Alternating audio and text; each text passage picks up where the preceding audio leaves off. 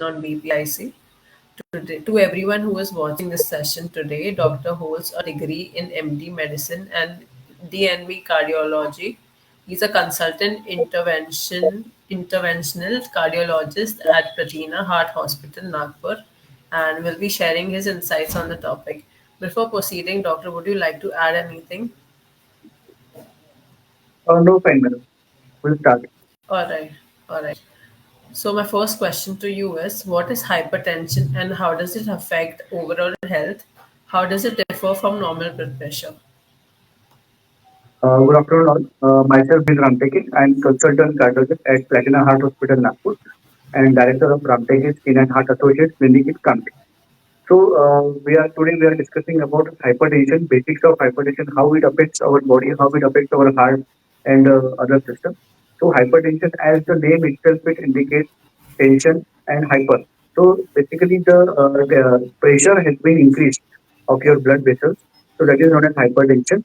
The normal blood pressure is in between 120 to 130 and in between 80 to 89. The commonly we say it is 120 by 80, but actually 120 by 80 we are not able to get to the basics. The normally we get in between 120 to 129, and the lower blood pressure is in between 80 to 89. So whenever this blood pressure is above 130 and lowermost blood pressure is above 90, we say it is hypertension. There are certain different various guidelines like European guideline, American guidelines, Indian guidelines. So every guideline they have their own aspect regarding the high blood pressure. Some say if it is more than 140 by 90, it is called as hypertension. Some say if it is more than 135 by 85, they call it hypertension. So roughly, we say whenever your blood pressure is in between more than 130 and lower is above 90, so call it as hypertension and show to your consultant, show to your physician, and start medicines or lifestyle modifications accordingly. What is the recommended age to start screening for blood pressure and why? So the test for blood pressure, that is screening, should be done as early as possible. That is from your teenage age group. So that is 13, 14, like that. So that teen age group, we call it. So from that only, we have to screen our blood pressure because in this era, now you can see many young people are having hypertension, having very high blood pressure. The causes behind that are various factors, including genetic, including stress, including dietary modification. So there are so many factors for hypertension, and you see many patients are young patients and they are having high blood pressure. So basically, practically, blood pressure has to be screened at the earliest stage. So I will tell my patients, I will tell everybody to start screening of their blood pressure and their health status from their teenage age group only. Doctor, what is the normal blood pressure range? Sorry, madam, normal blood pressure. Range. So as I told already, the normal blood pressure is in between 120 to 129, and lower blood pressure is between 80 to 89. Normal blood pressure figure is 120 by 8, we call it. Why is high blood pressure known as silent killer and is it possible to expect some early manifestations of the disease in youth? Yes. So hypertension as well as diabetes both are called as silent killer because they silently kill your heart as well as your other body parts. So the hypertension, whenever your blood pressure rises, there is there will be relation with other factors, other vascular system also. That includes it affects your brain, that is nervous system, that is going to cause CV, that is stroke, or intraventricular or intracranial hemorrhage or bleeding that can cause. Then increase of blood pressure, it affects your heart. It may going to cause heart attack, myocardial infarction, and other various things, that is cardiomyopathy or no ejection fraction and hypertensive heart failure, etc., etc., etc. Then it affects your kidney also. And then that's going to cause your renal shutdown, your acute kidney injury, or chronic kidney diseases, and it affects your liver also. It affects your lungs also. So it has various effects on your body parts. So that's why we call it as silent killer. And many times we don't recognize the patient is having hypertension. We don't actually see the blood pressure. We don't get diagnosed with hypertension. And there are so many patients who are living with hypertension but not on any medication. And gradually and slowly and very slowly they are getting prone for hypertension and going to cause other heart disease and other diseases. Okay, what are the tests involved in screening of blood pressure? The blood pressure screening involves various tests. First of all, patient's ECG should be done. ECG gives a rough idea about the hypertension. If the patient is having hypertension since so many years or long term, then ECG shows left ventricular hypertrophy or elevated strain like pattern. In this, the thickness that is muscle thickness of your heart get increased from the normal value. So because of which ECG shows elevation. Then another test that is echocardiography, echocardiography we call it. Here also we see hypertension changes in heart, that is left ventricular hypertrophy, then valvular regurgitation or valvular stenosis or some other diastolic dysfunction or systolic function. So all these the parameters to be seen in echocardiography. Then third involves blood test. In blood test, we have to do kidney function test, which is very important. In kidney function test, we have to see creatinine, whether your creatinine has been increased or not. Many times patients are having chronic kidney disease or other kidney disorders in which patients is having hypertension. Then we have to see sodium potassium level. Increased sodium going to cause increase in the blood pressure.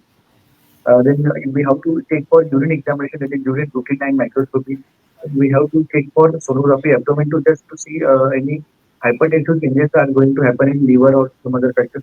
Then we have to see eye examination, that is fundus examination, where hypertensive changes have been there, not in which has to be seen in fundus examination. So for this we have to go to the ophthalmologist. So these are the various tests: ECG, 2D echo, then blood investigations. It involves kidney function test and urine routine.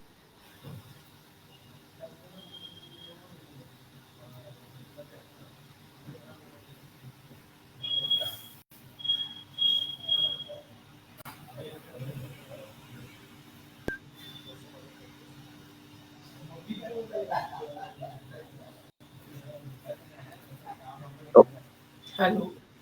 Yeah. Doctor, what are the stages of hypertension? yeah. So there are three stages of hypertension. That is, one is stage one or three stage, in which the blood pressure is in between 130 to 139 systolic, and lower blood pressure is in between 90 to 99. Then comes your stage one, in which your blood pressure has been increased from more than 140. That is in between 140 to 149 or 150, and lower blood pressure is between 100 to 110.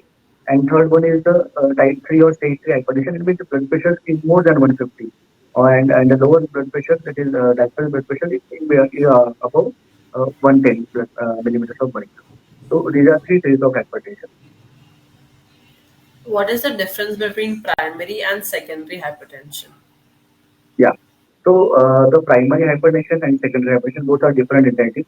One, the primary hypertension, in which the pathology involves the primarily from your hypertension from your genetic or some other factors, and secondary, in which because of secondary causes like as our age increases, the blood pressure rises, smoking because of which the blood pressure rises, alcohol because of which the blood pressure rises, because of other organ damage, it affects your heart and that is going to cause blood pressure rise. So there are mainly two. One is primary, which is organic, we call it, and secondary, that is because of certain aspects, the blood pressure increases. That is known as secondary. How often should blood pressure be monitored for somebody with hypertension? Yeah, I generally recommend my patients to take their blood pressure regularly at regular intervals. Not every time to be blood pressure to be take every day, because if you take your blood pressure every day, there will be certain rise in your blood pressure because of anxiety. So I generally recommend them to change their blood pressure every third day or every fifth or seventh day, and just write your blood pressure in one diary or your one notebook. And whenever you come to your doctor, just show that chart to your doctor. And if in cases of during in case during if patient is having some symptoms like uh, he gets very extreme headache, or in case of vertigo, structure or syncope like giddiness like symptoms. In that also you take your blood pressure, because increased blood pressure is also going to cause symptoms like headache or vertigo like episodes, and lower blood pressure, or if your blood pressure is very less or hypotension is there, then going to cause similar type of symptoms. For that aspect, I generally recommend patients, if he's having symptoms like this, then they take their blood pressure regularly. I generally advise people to have their blood pressure machine at their home, so that they will not be able to depend on doctors only to take blood pressure. Lastly, how important is regular blood pressure monitoring in preventing hypertension? Very important it is to check your blood pressure at regular intervals to prevent heart disease as well as hypertension. If you check your blood pressure at regular intervals, you know your values about your blood pressure, and accordingly, you can take a consultation of your doctor. You can take medicines. You can take lifestyle modification. You are going to do exercises. You are going to do meditation. You are going to do yoga and lifestyle modification, dietary habits. That will going to reduce your blood pressure. So that's why regular blood pressure checking is very important for every person, for every patient. Do you have any message for our audience? Yeah, I have a message for my audience that, as I already told, every family have their own blood pressure instrument. Right now, you can see various companies are having this BP machine is there, they are having, and very at very low prices. So buy that blood pressure machine at your home, and check your blood pressure regularly at regular intervals. Will recommend it to take every third day or every fifth or seventh day. As well as apart from the blood pressure instrument, there is one thing also, that is glucometer, which is also very not very costly. It is also very cheap. So you must have one glucometer as well as your BP instrument at your home, and regularly checking of blood pressure and sugar will going to reduce many of the disease which are going to happen in your life. So for this, you have to be you must have your own blood pressure instrument. If your blood pressure is very high, go to your doctor, visit your cardiologist, and check the blood pressure, and start medicines or start lifestyle modification as per your doctor. Okay. Thank you so much, doctor. It was a very insightful session. I request all the viewers to follow BPIC page for more such insights. Thank you so much, doctor, for letting us have you. Good day. Thank you very much, madam, for listening me. Thank you.